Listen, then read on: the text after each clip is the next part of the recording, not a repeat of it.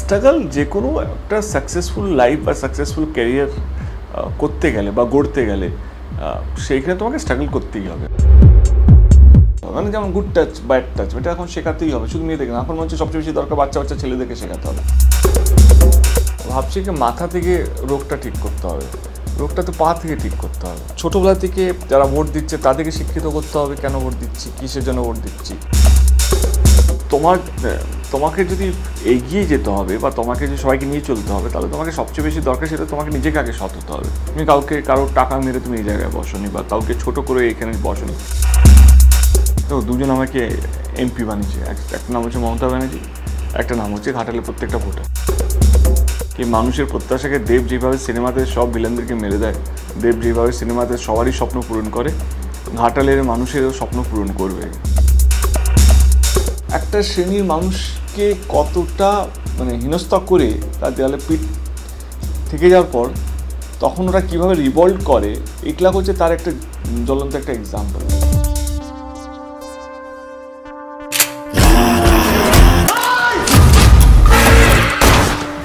মানুষ হিসেবে তিনি বরাবরই স্পষ্টবাদী এবং তার বক্তব্য চোখা। আর আজকে তিনি মানুষ হিসেবেই নিজেকে নিজে দিচ্ছেন টেক্কা। তো টেক্কার এই আড্ডায় তোমাকে স্বাগত দেবদা। এবং প্রথম যে প্রশ্নটা করতেই হবে সেটা হলো, তুমি বাইরে গেছিলে, সেখান থেকে ফিরেই তোমাকে আমরা দেখেছিলাম যে হসপিটালে যেতে। আঙ্কেল কেমন আছেন? Thank you Sutama, thank you so much. City cinema যারা আমাকে দেখছেন তাদেরকেও অসংখ্য ধন্যবাদ আমাদেরকে এই সুযোগটা করে দেওয়ার জন্য। বাবা এখন অনেকটাই বেটার আছে, বাবা অনেকটা সুস্থ, এখন অনেকটাই যা হয় আর কি, লাইফস্টাইল একটু চেঞ্জ করতে হচ্ছে, বাট এখন অনেকটাই বেটার। দাদা, তুমি অভিনেতা হিসেবে বারংবার নিজেকে নিজে টেক্কা দিয়েছো একটা ছবির থেকে আরেকটা ছবিতে।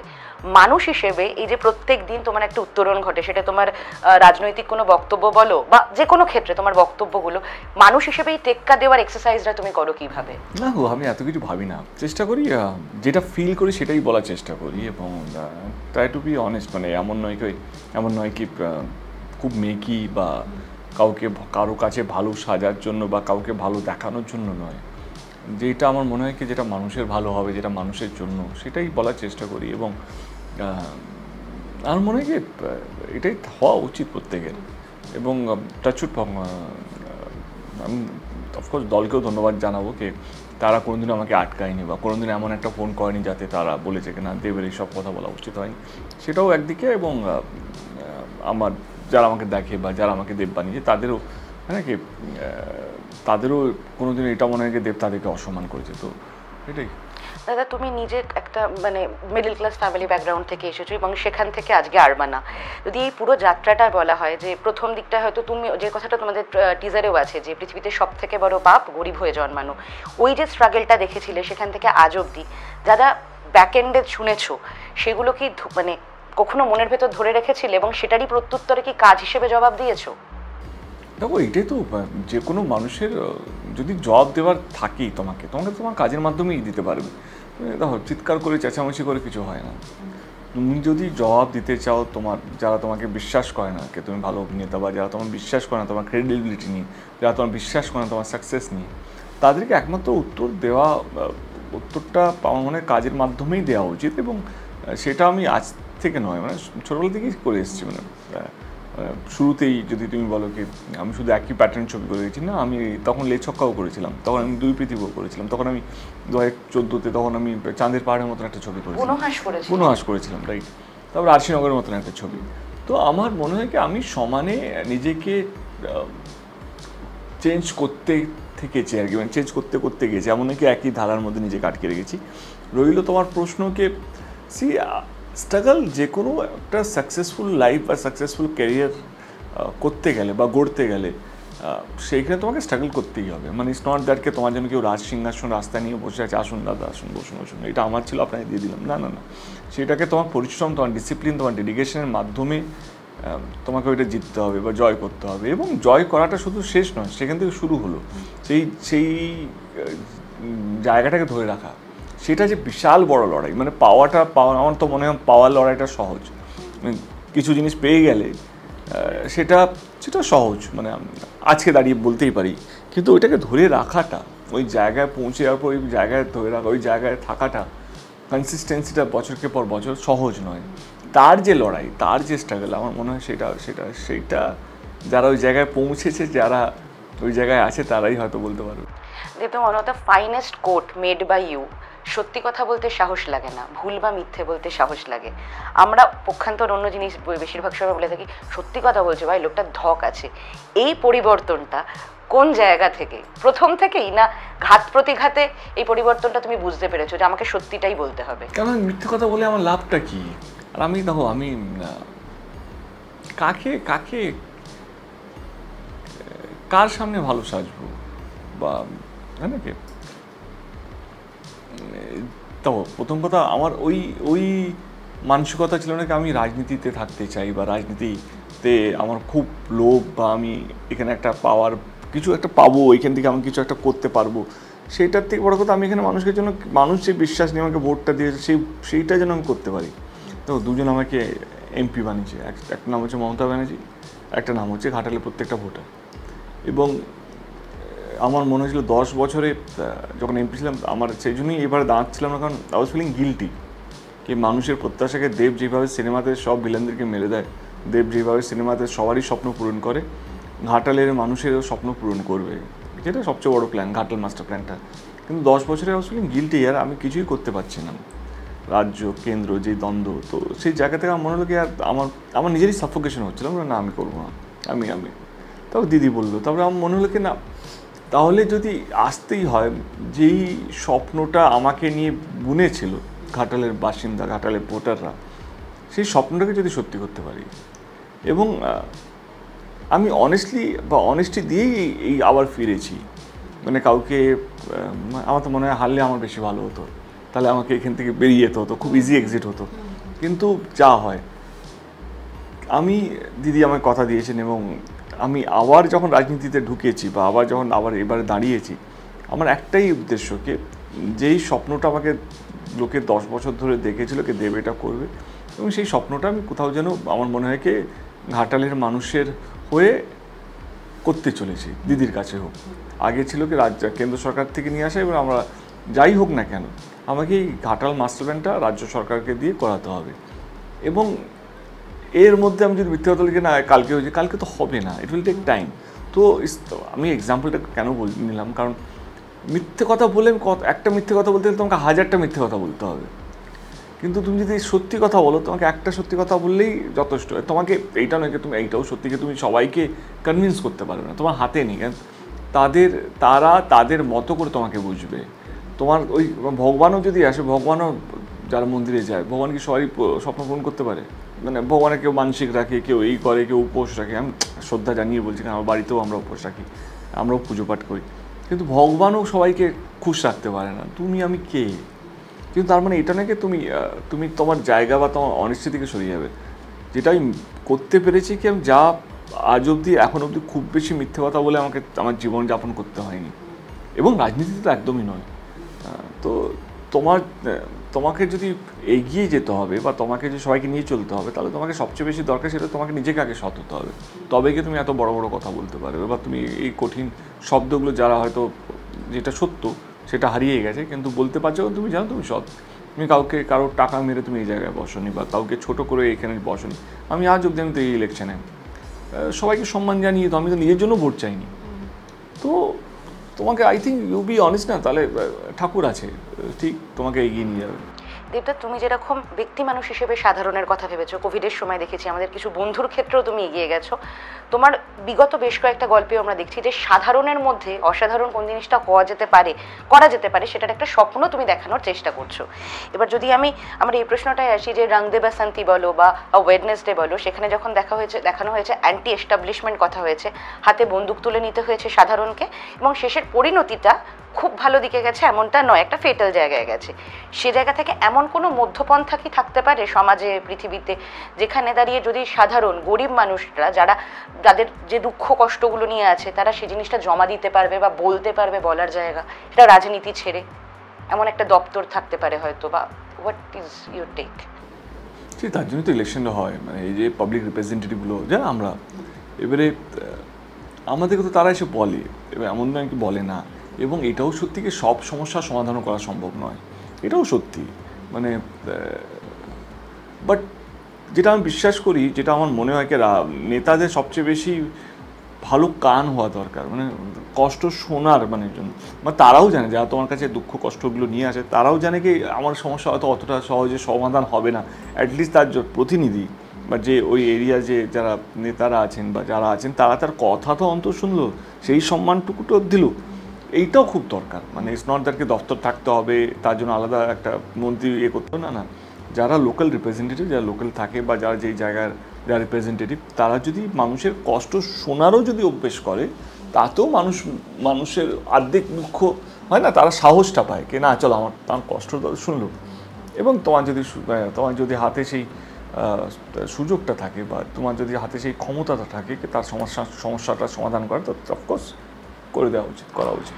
ইখলাকের চরিত্রটাকে যেরকমভাবে দেখানো হচ্ছে তার একটা ব্যাক স্টোরি আছে, সেখান থেকে তাকে ভিলেন হিসেবে যদি দেখানো হয়, কিন্তু মানে এখন বলিউডের বিভিন্ন সিনেমাতে দেখানো হচ্ছে যে তথাকথিত ভিলেন যাকে দেখানো হচ্ছে তার ব্যাক স্টোরিটা খুব দুঃখজনক হয়ে ওঠে। তো সেই জায়গা থেকে ইখলাক চরিত্রটা তোমাকে কি দিল, মানে একটা যদি হ্যাংওভার ছেড়ে যায় যে ইখলাক থেকে দেব কি শিখলো? ইখলাকের চরিত্র আমি খুব এমপিও খুব কাছ থেকে দেখেছি, এরকম প্রচুর মানুষ আছে তারা চাওয়া মানে হয় না, যারা ডাইরেক্টলি অ্যাপ্রোচ করে, হয়তো সিনেমার জন্য আমার কাছে যারা অ্যাপ্রোচ করে তারা হয়তো সেলফি তোলার জন্য বা অটোগ্রাফ পাওয়ার জন্য, কিন্তু as an MP people have so many, হয় না, কেউ কারো কিডনি ডায়ালিসিস চলছে তার টাকা চাইতে দাদা একটু টাকা হেল্প করে দিন, কারো চাকরি চায় তাদের কষ্ট,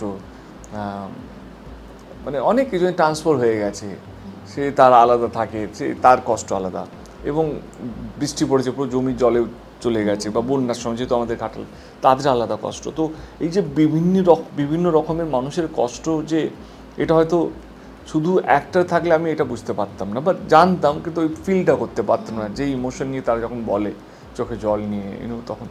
তো আমার মনে হয় কি সমাজে ভগবান আমাদেরকে অনেক আশীর্বাদ দিয়েছে বলে আমরা খুব ভালো জায়গায় আছি, মানে তুমি আমি আমরা সবাই আমাদের মতো করে, কিন্তু এমনও সমাজে এমন শ্রেণীর মানুষ আছে যারা সত্যি অনেক অভাবে আছে, বিকজ এখন হিন্দু মুসলিম তো আমরা সবাই জানি যেভাবে ইলেকশনের আগে ভাগ করে দেওয়া হয়, এবং স্কুলে বাচ্চারা জানে তার পাশে ছেলেটা হিন্দু না মুসলিম, আমরা ছোটবেলায় জানতাম না কি আমার বন্ধু হিন্দু না মুসলিম, আমার বন্ধু আমার বেস্ট ফ্রেন্ড, আমরা ঈদে যেতাম ওর বাড়িতে খেতে, ওরা পুজোতে আসতো আমাদের বাড়িতে খেতে, কোনোদিন এটা ভাগাভাগিটাই হয়নি, কিন্তু এখন প্রত্যেকটা জিনিসে ভাগাভাগি, তোমার রং ফর্সা না কালো, তুমি পার্ক সার্কেসে থাকো না পার্ক স্ট্রিটে থাকো, তো তুমি কোন চ্যানেলে কাজ করছো, সিটি সিনেমাতে না এপি আনন্দেতে, মানে তুমি মাল্টি ন্যাশনাল কোম্পানিতে কাজ করছো না লোকাল একটা কোনো কাজ, তো সব কিছু না মানে একটা ভাগাভাগি জায়গায় চলে এসছে, এবং এইটা একটা শ্রেণীর মানুষকে কতটা মানে হেনস্থা করে তার দেওয়ালে পিঠ থেকে যাওয়ার পর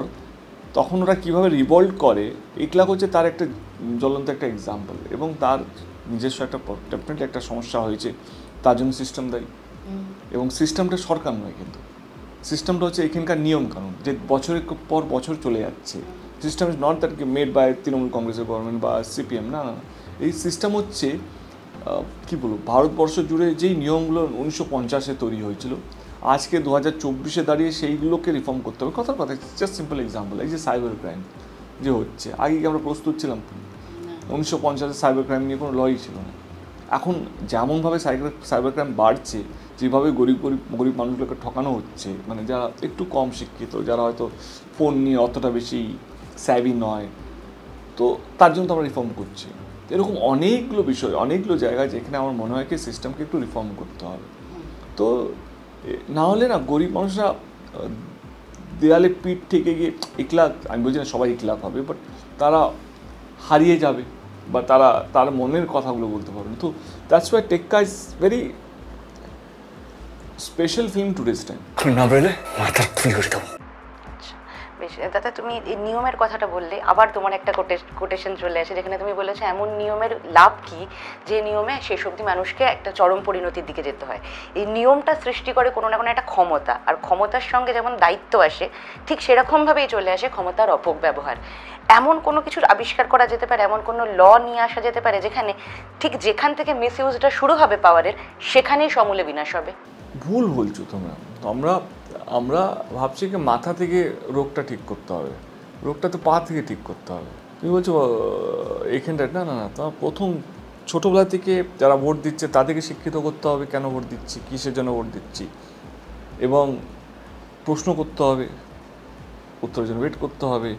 এবং যারা জোর করে তোমাকে দাবানোর চেষ্টা করে তার দোষ কম, যারা জোর করে দেবে বসে থাকে, তারা যে শব্দ করছে না, তারা যে বলছে না, তার মানে দিনের পর দিন যারা এই হচ্ছে তাদেরও দোষ। তারা কেন বলছে না, তাদেরকে বলতে হবে। কারণ মনে হয় কি তুমি যেটা বললে কি এমন কিছু করতে হবে না, আমার হচ্ছে বিকজ আমি আবার কমেন্ট করবো, তুমি বলবে অ্যান্টি গভর্নমেন্ট, না, ইটস নট অ্যান্টি গভর্নমেন্ট। আমাদের দেশ জুড়ে তো তাই হচ্ছে, মানে আমাদের দেশ জুড়ে যারা সরকারে আছে যেভাবে, এবং আমি বলছি না সবাই খারাপ, কিছু কিছু মানুষের জন্য সরকারের নাম খারাপ হয়, কিছু কিছু মানুষ যা আছে যারা নিজেকে দল থেকে বেশি বড় ভাবে, তারা ভাবে কেন আমি যা করব তাই হবে দল। আমার মনে হচ্ছে এটা কম বেশি করে সমস্ত দলেই আছে। তো সেইগুলোকে দলকেও চিন্তা করতে হবে, যে সরকার যারা আছে তাদেরকে চিন্তা করতে হবে এই মানুষগুলোকে রাখলে মানে যত দিন যাবে তত অ্যাওয়ারনেসটা বাড়াতে হবে, আর কিছু না। কে এই লোকগুলোকে ভালো লোককে নিয়ে আসতে হবে, এবং ভালো লোককে সাপোর্ট করবে কি সাধারণ মানুষকে তো সাপোর্টও করতে হবে, ভালো মানুষকে, কি না এই মানুষগুলোকে তুমি কেমন রাজনীতি কেমন পরিবেশ দেখতে চাও। তো আমার মনে হয় এটা ভোটারদের উপরে অনেকটাও দায়িত্ব। স্কুলেতে এরকম কোনো ক্লাস চালু করা যেতে পারে, ধরো যেমন তোমাকে বাংলা, অঙ্ক, ইতিহাস, ভূগোলে যেরকম ভালো নাম্বার হতে হবে, মানুষ হিসেবে তোমাকে মানে ভালো মানুষ হতে হবে, এরকম একটা যদি আছে কিন্তু সেটা জোর দেওয়া হয় না। আছে অফকোর্স আছে, নাহলে আমরা কেন শিক্ষিত? সবাই তো আমাদের দেশে এরকম না, আমরা তো সবাই ভদ্র সমাজের ভদ্র মানুষের মতনই বাস করছি, এমন নয় কি তাহলে আমরা কোথা থেকে শিখলাম? আছে, অফকোর্স আছে। এবারে সেই সব স্কুলে সেইটাকে জোর দেওয়া হয় কিনা সেটাই আমাদেরকে শেখাতে হবে। মানে যেমন গুড টাচ, ব্যাড টাচ, এটা এখন শেখাতেই হবে, শুধু মেয়েদেরকে না, এখন মনে হচ্ছে সবচেয়ে বেশি দরকার বাচ্চা ছেলেদেরকে শেখাতে হবে। এবং বাড়ি যারা প্যারেন্টিং বা প্যারেন্টস যারা আছে, বাবা মা যারা আছে, গার্জিয়ান, ছোটোবেলা থেকে তাদের ছেলেকে শেখাতে হবে মেয়েদের কীভাবে টাচ করতে হবে, বন্ধুদেরকে আগে টাচ করার আগে পারমিশন নিতে হবে, কাঁধে হাত দেওয়া পারমিশন নিতে হবে, বা হাত মেলানোর আগে পারমিশন নিতে হবে, একটু বেশি মনে হবে এখন।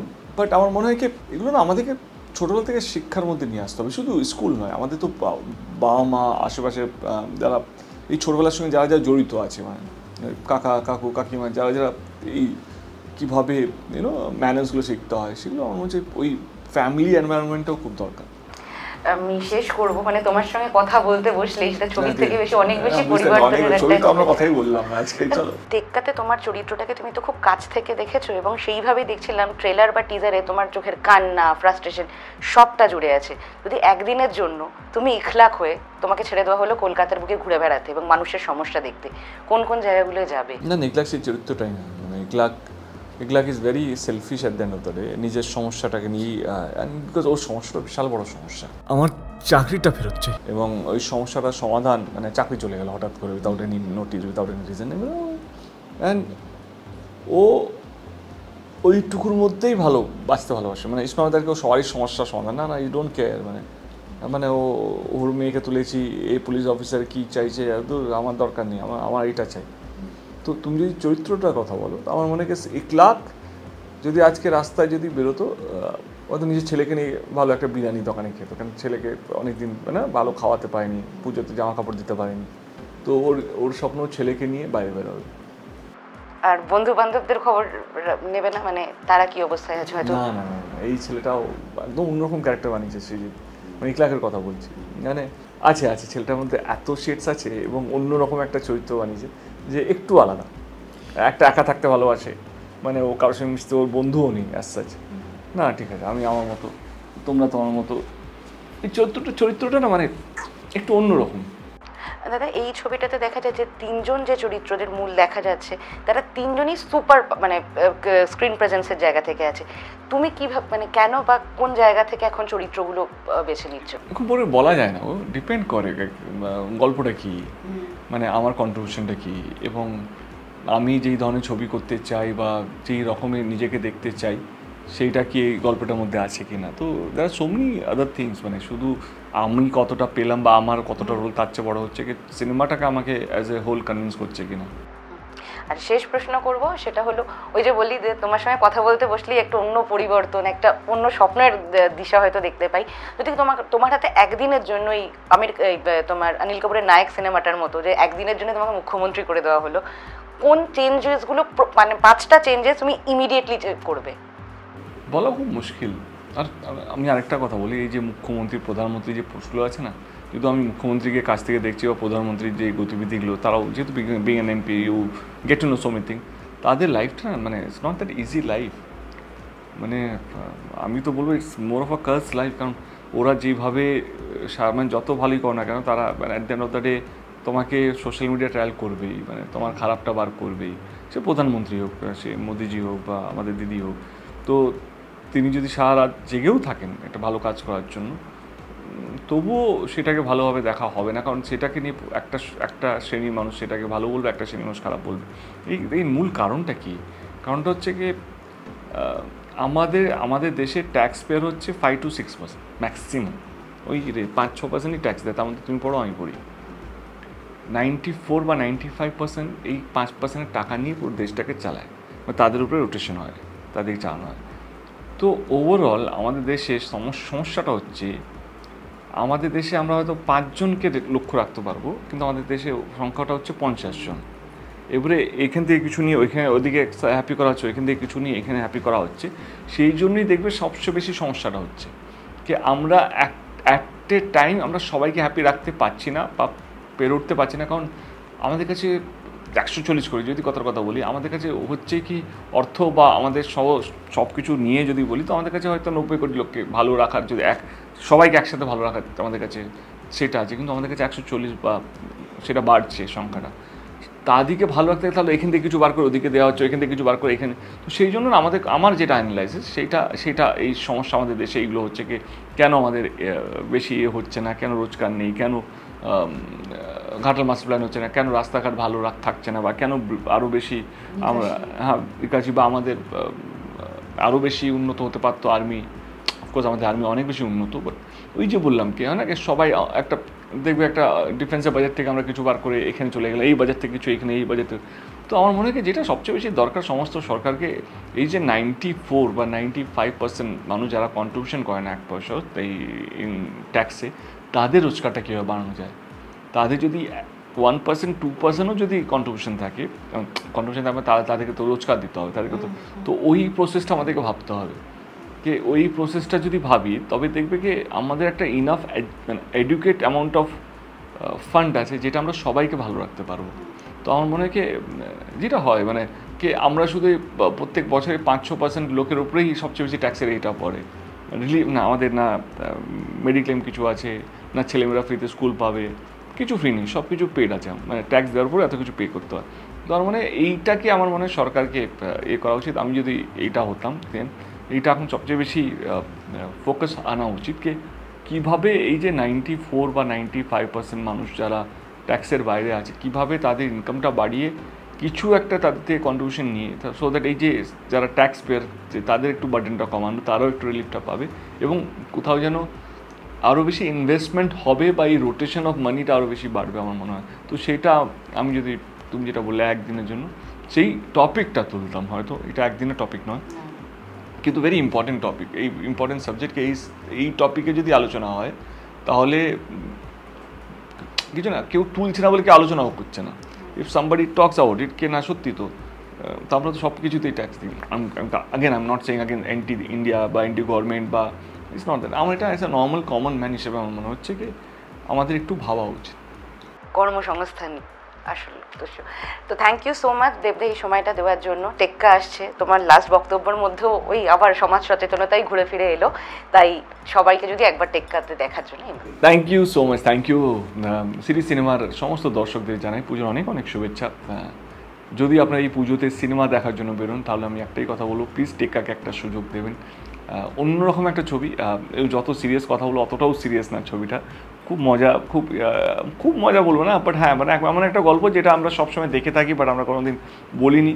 অ্যান্ড অফকোর্স সৃজিত মুখার্জির যে থ্রিলার, আমার মনে হয় কি বাংলা ফিল্ম ইন্ডাস্ট্রিতে যদি ইতিহাস দেখা হয়, তা আমার মনে হয় কি সৃজিত মুখার্জি একটা অন্যতম নাম হয়ে থাকবে সারা জীবন। ওর থ্রিলার বা ওর way of presenting a cinema thriller মোডে, তো আমার মনে হয় সৃজিত মুখার্জি দুর্দান্ত একটা ছবি টেক্কা, এবং যেখানে স্বস্তিকা আছে, রুক্মিণী আছে, অনেক তাবড় অভিনেতা অভিনেত্রীরা আছে। তো প্লিজ আসবেন, ছবিটা দেখবেন এবং ভালো লাগলে জানাবেন কেমন লাগবে। ধন্যবাদ।